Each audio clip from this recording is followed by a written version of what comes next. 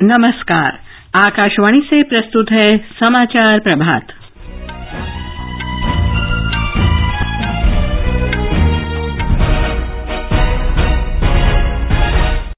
निर्वाचित राष्ट्रपति द्रौपदी मुर्मू सोमवार को संसद के केंद्रीय कक्ष में भारत के 15वें राष्ट्रपति के रूप में शपथ लेंगी। गृह मंत्री अमित शाह आज गांधीनगर में वाहन और मोबाइल चोरी की शिकायतें दर्ज कराने के लिए गुजरात पुलिस की ई प्राथमिकी प्रणाली का शुभारंभ करेंगे।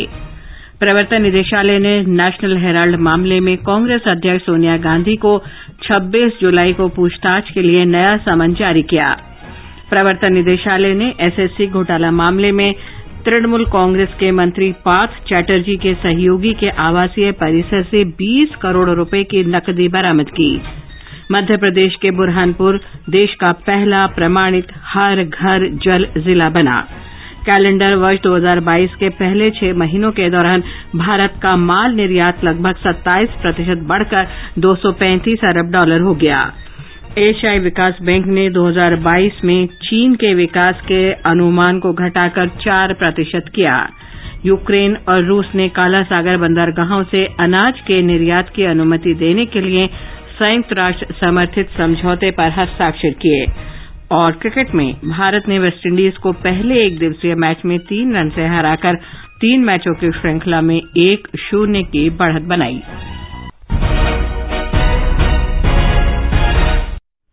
समाचार प्रभात में मुनीश शर्मा के साथ मैं लवली निगम।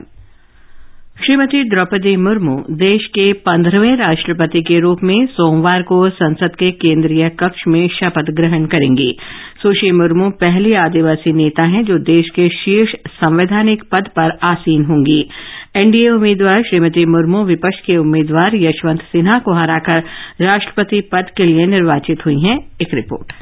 राष्ट्रपति के शपथ ग्रहण समारोह को देखते हुए कार्मिक एवं प्रशिक्षण विभाग ने केंद्र सरकार के कुछ कार्यालयों को आंशिक रूप से बंद रखने के आदेश जारी किए हैं। समारोह के समय नए संसद भवन का निर्माण कार्य भी रोक दिया जाएगा। आदेश अनुसार सुरक्षा जांच के लिए सोमवार सुबह 6 बजे तक कुल 30 कार्यालयों और भवनों को खाली कराना आवश्यक है। समारोह समाप्त होने तक ये जारी रहेगा। जिन भवनों को जल्द ही खाली कराया जाएगा उनमें south block, north block, rail भवन, कृषि भवन, शास्त्री भवन, संचार भवन, पीटीआई बिल्डिंग, आकाशवाणी भवन, सेना भवन, वायु भवन, उद्योग भवन और निर्माण भवन शामिल हैं। ये भवन 25 जुलाई को सुबह 6 बजे से दोपहर 2 बजे तक बंद रहेंगे। निर्वाचित राष्ट्रपति के शपथ ग्रहण समारोह से पहले संसद की ओर से आज शाम केंद्रीय कक्ष में निवर्तमान राष्ट्रपति रामनाथ कोविंद को विदाई दी जाएगी। कल राष्ट्रपति कोविंद राष्ट्र को संबोधित करेंगे। समाचार कक्ष से फरहत नाज। प्रधानमंत्री नरेंद्र मोदी ने कल रात नई दिल्ली में निवर्तमान राष्ट्रपति रामनाथ कोविंद के लिए विदाई रात्रि भोज का आयोजन किया। ये रात्रि भोज अपने आप में अनूठा था क्योंकि इसमें विशिष्ट व्यक्तियों की भीड़ मात्र नहीं थी बल्कि देश के सभी हिस्सों से आए लोगों ने भाग लिया। इसमें अनेक पद्म पुरस्कार विजेता और जनजातीय नेता उपस्थित थे। प्रधानमंत्री नरेंद्र मोदी ने लोगों से हर घर तिरंगा अभियान को मजबूती देने का आह्वान किया है।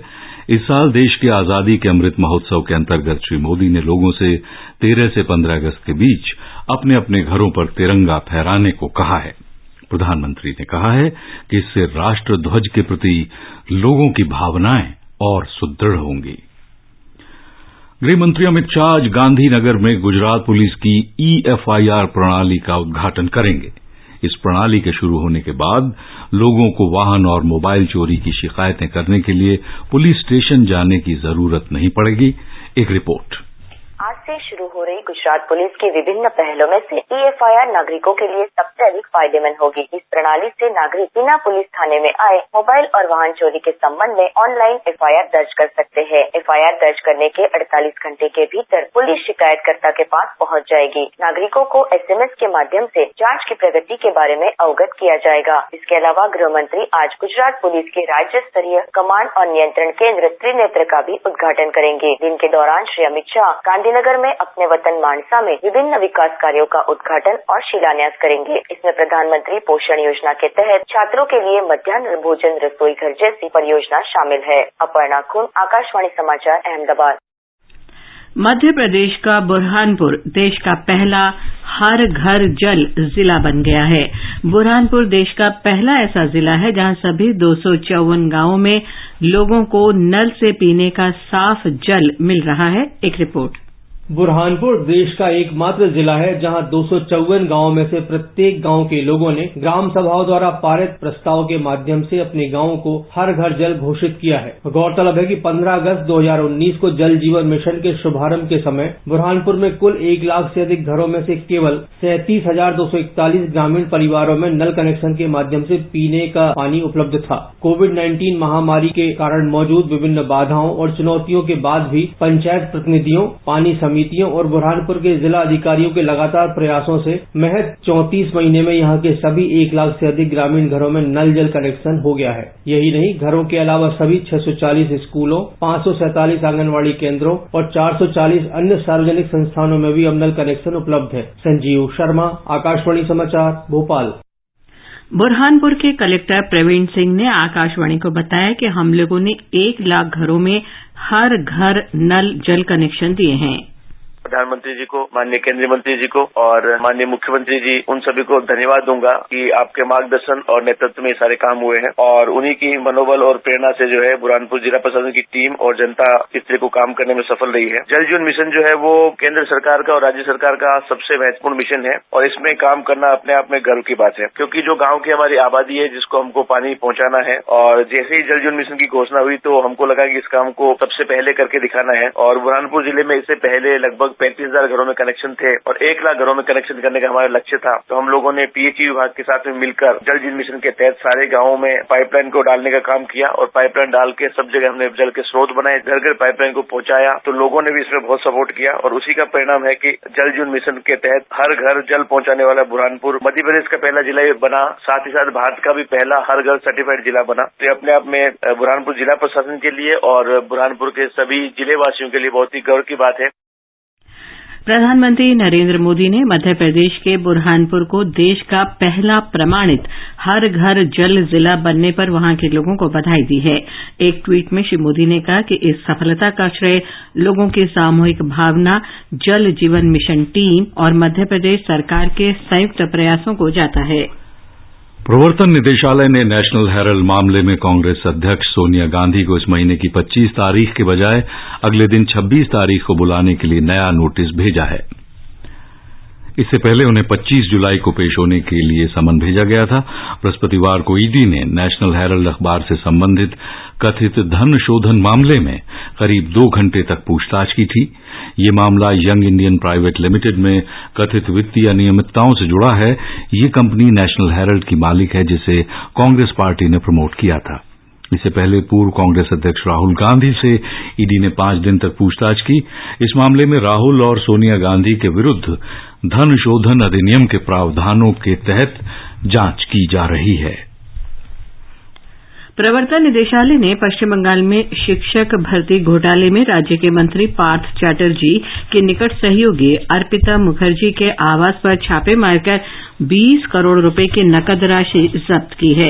जांच एजेंसी ने राज्य के शिक्षा मंत्री परेश सी अधिकारी और पश्चिम बंगाल प्राथमिक शिक्षा बोर्ड के पूर्व अध्यक्ष माणिक भट्टाचार्य और अन्य के परिसरों पर भी छापे मारे। इनमें पार्थ चैटर्जी के राज्य के शिक्षा मंत्री रहने के दौरान उनके विशेष कार्य अधिकारी रह चुके पीके बंदोपाध्याय और निजी सचिव सुकांत आचार्य जी शामिल हैं। इनके पास से आपत्तिजनक दस्तावेज, रिकॉर्ड, फर्जी कंपनियों का विवरण, इलेक्ट्रॉनिक उपकरण, विदेशी मुद्रा और सोना भी बरामद किया गया है। ये समाचार आकाशवाणी से प्रसारित किए जा रहे हैं। उपभोक्ता आयोग में ऑनलाइन शिकायत दर्ज करने के लिए ई-दाखिल पोर्टल www.edakhil.nic.in में लॉगिन करें। उपभोक्ता मामले विभाग, भारत सरकार द्वारा जनहित में जारी। जागो ग्राहक जागो। देश का ईमानदार टैक्स पेयर राष्ट्र निर्माण में बहुत बड़ी भूमिका निभाता है।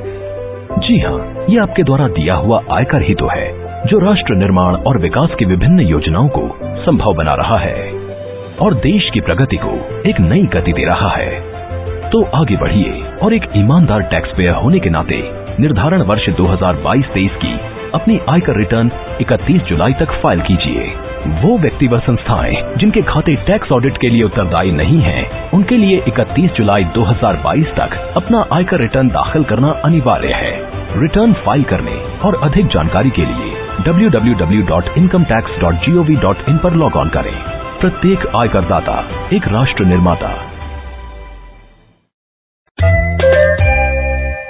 आगे बढ़ने से पहले एक नजर मुख्य समाचारों पर। निर्वाचित राष्ट्रपति द्रौपदी मुर्मू सोमवार को संसद के केंद्रीय कक्ष में भारत के 15वें राष्ट्रपति के रूप में शपथ लेंगी। गृहमंत्री अमित शाह आज गांधीनगर में वाहन और मोबाइल चोरी की शिकायतें दर्ज कराने के लिए गुजरात पुलिस की ई प्राथमिकी प्रणाली का करेंगे शुभारंभ। प्रवर्तन निदेशालय ने नेशनल हेराल्ड मामले में कांग्रेस अध्यक्ष सोनिया गांधी को 26 जुलाई को पूछताछ के लिए एक नया सम्मन जारी किया है। प्रवर्तन निदेशालय ने एसएससी घोटाला मामले में तृणमूल कांग्रेस के मंत्री पार्थ चटर्जी के सहयोगी के आवासीय परिसर से 20 करोड़ रुपए की नकदी बरामद की है। मध्य प्रदेश का बुरहानपुर बना देश का पहला प्रमाणित हर घर जल जिला। कैलेंडर वर्ष 2022 के पहले 6 महीनों के दौरान भारत का माल निर्यात लगभग 27% बढ़ा और हो गया $235 अरब। एशियाई विकास बैंक ने 2022 में चीन के विकास अनुमान को घटाकर 4% किया। यूक्रेन और रूस ने काला सागर बंदरगाहों से अनाज के निर्यात की अनुमति देने के लिए संयुक्त राष्ट्र समर्थित समझौते पर हस्ताक्षर किए। और क्रिकेट में भारत ने वेस्टइंडीज को पहले एक दिवसीय मैच में 3 रन से हराकर 3 मैचों की श्रृंखला में 1-0 की बढ़त बना ली है। अब हर घर की छत पर शान से फहरेगा तिरंगा, गुनगुनाए जाएंगे नव विकास के गीत। आन बान शान का प्रतीक राष्ट्रध्वज तिरंगा। आइए आजादी के अमृत महोत्सव के पावन अवसर पर इस स्वाधीनता दिवस हर घर फहराते हैं तिरंगा और लेते हैं भव्य और सशक्त भारत के निर्माण का संकल्प। आइए हर घर फहराएं तिरंगा।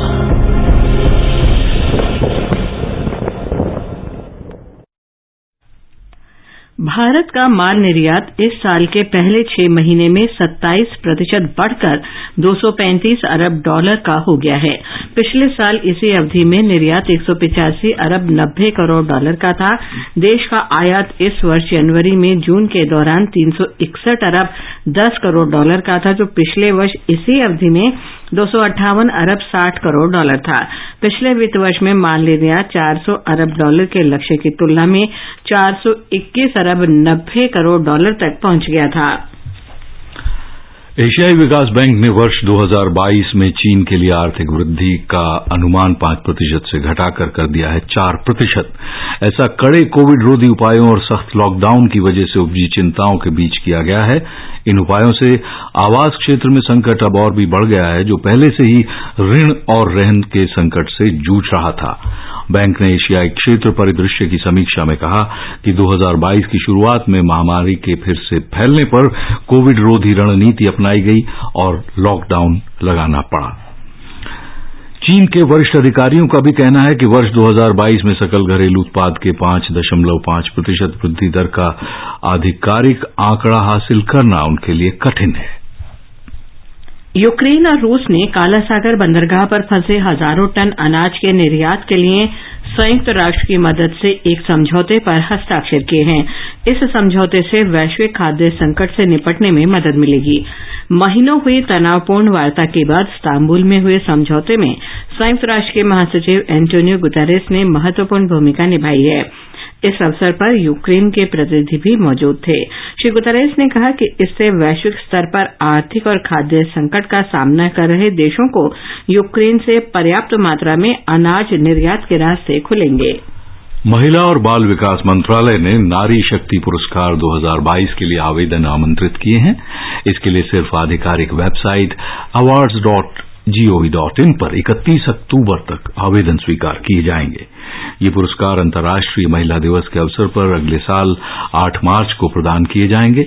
इसमें महिला सशक्तिकरण और कमजोर तथा अधिकारहीन महिलाओं के लिए काम करने वाली महिलाओं को सम्मानित किया जाएगा। पुरस्कार के लिए पात्रता मानदंड, अन्य विवरण और दिशा निर्देश महिला और बाल विकास मंत्रालय की वेबसाइट पर मौजूद हैं। आज राष्ट्रीय प्रसारण दिवस है।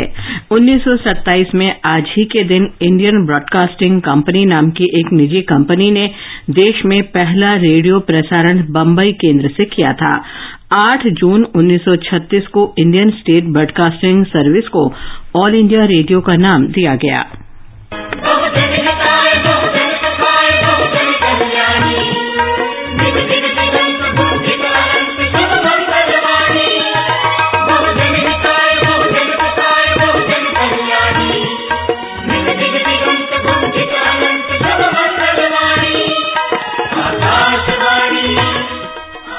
उन्नीस सौ 1927 से रेडियो प्रसारण भारत के लोगों के जीवन का महत्वपूर्ण हिस्सा रहा है। आकाशवाणी जन जन को सूचना पहुंचाने, शिक्षा और मनोरंजन प्रदान करने का महत्वपूर्ण कार्य कर रहा है। इसका लक्ष्य है बहुजन हिताय बहुजन सुखाय। प्रसारण दिवस के अवसर पर नई दिल्ली स्थित आकाशवाणी भवन में विशेष कार्यक्रम आयोजित किया जा रहा है। इसमें सूचना और प्रसारण मंत्री अनुराग सिंह ठाकुर, उनके राज्य मंत्री डॉक्टर एल मुरुगन और सूचना तथा प्रसारण सचिव अपूर्व चंद्र हिस्सा लेंगे। मध्य प्रदेश के भोपाल में महान क्रांतिकारी अमर शहीद चंद्रशेखर आजाद की 116वीं जयंती के अवसर पर 2 दिन की राज्य स्तरीय युवा महापंचायत का आयोजन आज से किया जा रहा है। सूचना और प्रसारण मंत्री अनुराग सिंह ठाकुर इसका उद्घाटन करेंगे। एक रिपोर्ट। राज्य स्तरीय युवा महापंचायत में भाग लेने वाले युवाओं का चयन प्रदेश के सभी जिलों में जिला स्तरीय युवा पंचायतों के जरिए किया गया है। जिला स्तर पर प्रदर्शन के आधार पर हर जिले से शीर्ष 6 युवाओं का चयन राज्य स्तरीय युवा महापंचायत के लिए किया गया है। युवा महापंचायत में प्रतिभागियों के साथ शिक्षा, उद्यमिता, कला, संस्कृति, खेल, जनजाति कल्याण और अन्य क्षेत्रों में काम कर रहे युवा भी हिस्सा लेंगे। युवा महापंचायत में विभिन्न क्षेत्रों में उपलब्धियां हासिल करने वाले इन युवाओं की उपस्थिति में विचार विमर्श के विभिन्न सत्र होंगे। इनमें उत्कृष्ट प्रदर्शन करने वाले युवाओं को पुरस्कृत भी किया जाएगा। युवा महापंचायत में आत्मनिर्भर देश और आत्मनिर्भर प्रदेश के निर्माण से जुड़े विषयों पर भी विस्तार से चर्चा होगी। संजीव शर्मा, आकाशवाणी समाचार, भोपाल। पोर्ट ऑफ स्पेन में भारत ने वेस्टइंडीज को पहले एक दिवसीय क्रिकेट मैच में 3 रन से हरा दिया है। 309 रन के लक्ष्य का पीछा करते हुए मेजबान टीम ने 6 विकेट पर 305 रन बनाए। युजवेंद्र चहल, मोहम्मद सिराज और शार्दुल ठाकुर ने 2-2 विकेट लिए। इससे पहले भारतीय टीम ने 7 विकेट पर 308 रन बनाए थे। शिखर धवन ने 97, शुभमन गिल ने 64 और श्रेयस अय्यर ने 54 रन के पारी खेली। 3 एक दिवसीय मैचों की श्रृंखला का अगला मैच कल खेला जाएगा। आजादी का अमृत महोत्सव के अंतर्गत आइए अब सुनते हैं आकाशवाणी की ये विशेष प्रस्तुति, आजादी का सफर। आजादी का अमृत महोत्सव।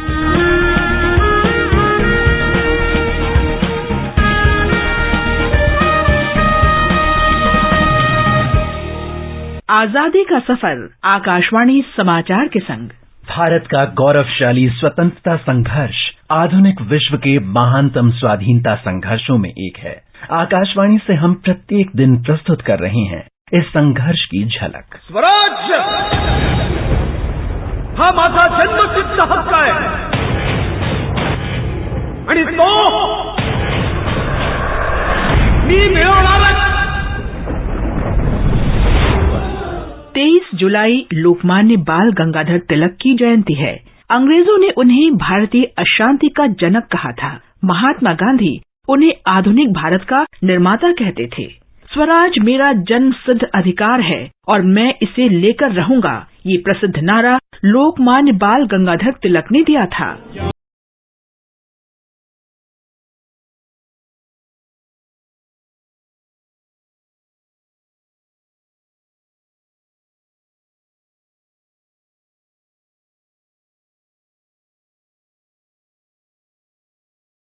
तिलक का जन्म 1856 में महाराष्ट्र के रत्नागिरी जिले में हुआ था। तिलक ने होम रूल आंदोलन, स्वराज और स्वदेशी पर बल दिया। वे उन पहले नेताओं में थे जिन्होंने भाषाई राज्यों के गठन की कल्पना की। आकाशवाणी समाचार की ओर से महान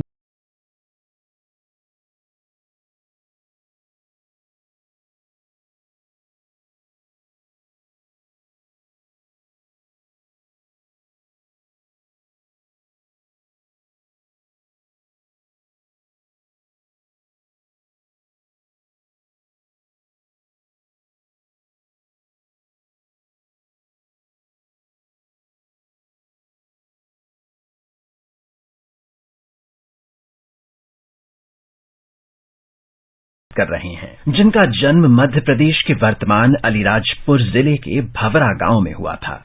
चंद्रशेखर 1921 में स्वतंत्रता संग्राम में शामिल हुए। जब वो स्कूल के छात्र थे, दिसंबर 1921 में महात्मा गांधी ने असहयोग आंदोलन शुरू किया। चंद्रशेखर ने आंदोलन में हिस्सा लिया और उन्हें अंग्रेजों ने गिरफ्तार कर लिया।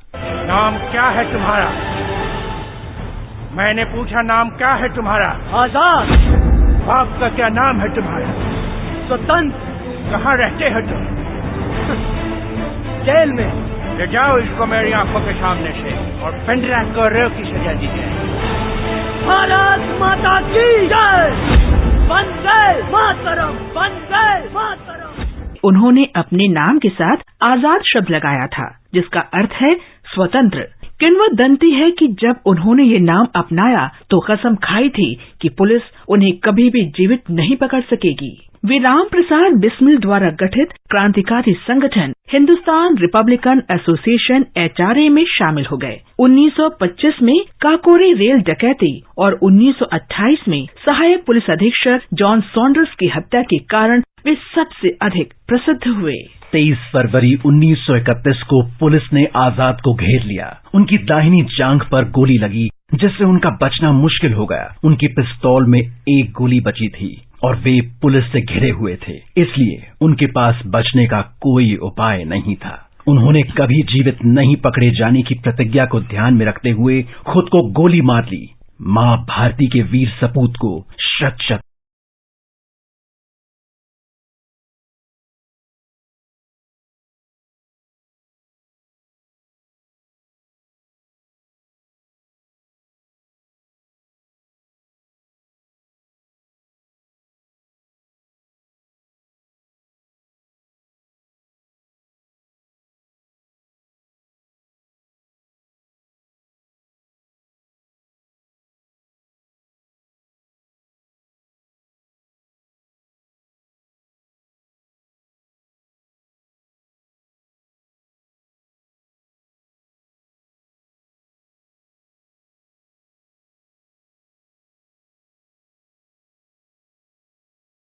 में पंजाब के होशियारपुर में हुआ था। उन्होंने पंजाब में अकालियों के आंदोलन में हिस्सा लिया। करम सिंह को 1923, 1927 और फिर 1941 में क्रांतिकारी गतिविधियों के लिए गिरफ्तार किया गया। उन्हें 7 वर्ष के कठोर कारावास की सजा सुनाई गई, लेकिन करम सिंह कपूरथला जेल से फरार हो गए। पुलिस ने उनका पीछा किया और 23 जुलाई 1943 को मुठभेड़ में वे वीर गति को प्राप्त हुए। आकाशवाणी समाचार की ओर से वीर करम सिंह को नमन। आज बस इतना ही। आजादी का सफर आकाशवाणी समाचार के संग। कल फिर मिलेंगे नई कड़ी के साथ।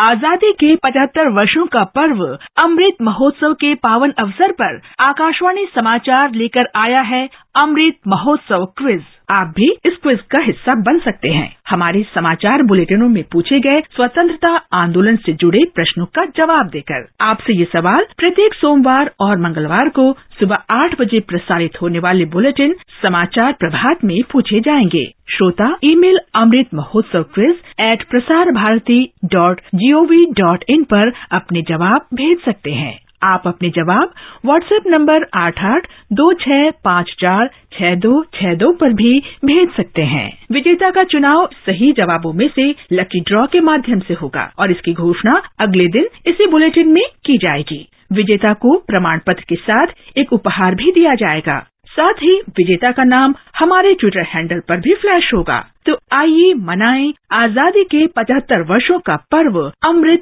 महोत्सव आकाशवाणी समाचार के साथ।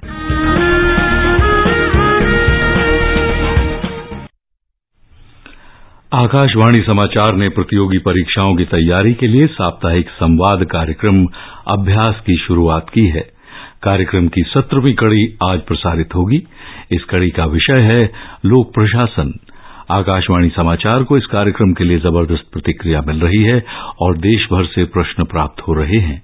इंदिरा गांधी राष्ट्रीय मुक्त विश्वविद्यालय इग्नू के समाज विज्ञान केंद्र में लोक प्रशासन विभाग की प्रोफेसर दुर्गेश नंदिनी श्रोताओं के सवालों के जवाब देंगी।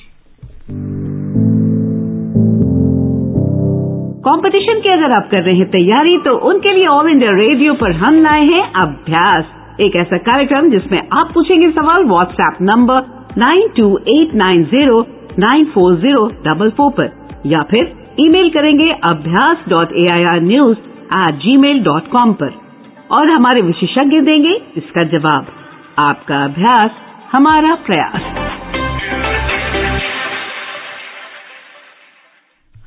और अब मौसम। दिल्ली और मुंबई में बादल छाए रहेंगे, हल्की बारिश की संभावना है। चेन्नई में गरज के साथ तेज वर्षा हो सकती है। कोलकाता में भी गरज के साथ बारिश की संभावना है।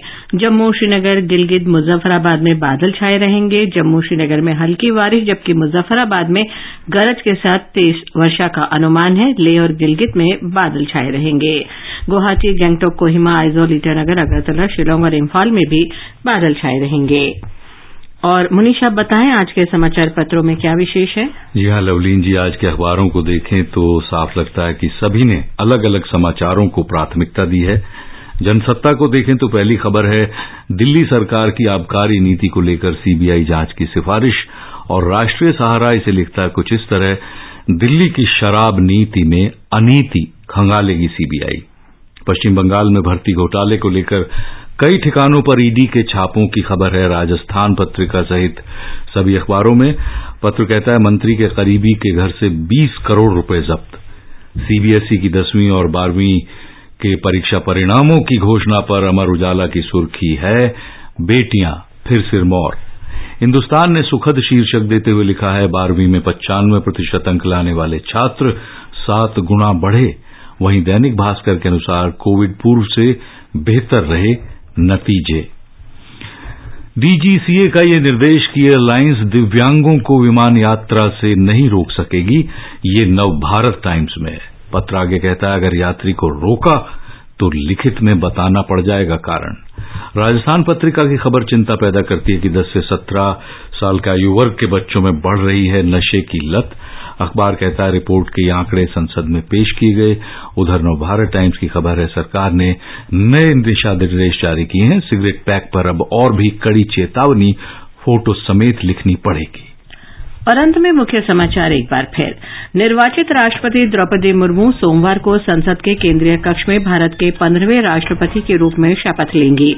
गृह मंत्री अमित शाह आज गांधीनगर में वाहन और मोबाइल चोरी की शिकायतें दर्ज कराने के लिए गुजरात पुलिस की ई प्राथमिकी प्रणाली का शुभारंभ करेंगे। प्रवर्तन निदेशालय ने नेशनल हेराल्ड मामले में कांग्रेस अध्यक्ष सोनिया गांधी को 26 जुलाई को पूछताछ के लिए नया समन जारी किया है। प्रवर्तन निदेशालय ने एसएससी घोटाला मामले में तृणमूल कांग्रेस के मंत्री पार्थ चैटर्जी के सहयोगी के आवासीय परिसर से 20 करोड़ रुपए की नकदी बरामद की। मध्य प्रदेश का बुरहानपुर देश का पहला प्रमाणित हर घर जल जिला बना। कैलेंडर वर्ष 2022 के पहले 6 महीनों के दौरान भारत का माल निर्यात लगभग 27% बढ़कर $235 अरब हो गया। इसके साथ ही समाचार प्रभात का ये अंक समाप्त हुआ। नमस्कार।